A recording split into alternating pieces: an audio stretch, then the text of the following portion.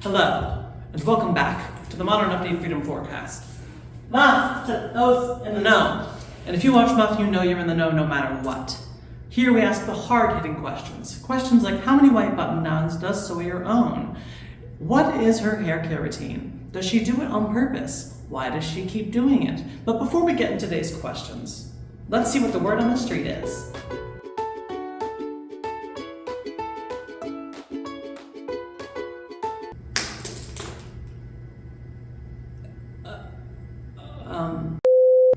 Today's word is ethnic cleansing, which is defined as the systemic expulsion of one ethnic group or groups from a region or a society, often by way of emigration or, notably, deportation.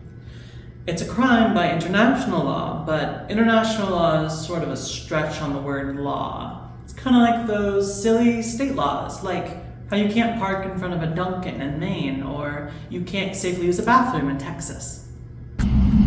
But rampant deportation isn't just against international law. There's precedent for protection against deportation by the Eighth Amendment. In the case of Trapp v. Dulles, half of the Supreme Court ruled that citizenship is not subject to the general powers of the national government.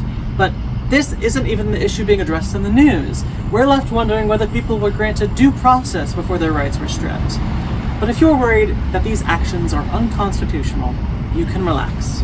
We hear that the Trump administration has remedied this by altering the Constitution. The Eighth Amendment also accounts for cruel and unusual punishments regarding confinement. It outlines that the distinction between torture and justice is intent.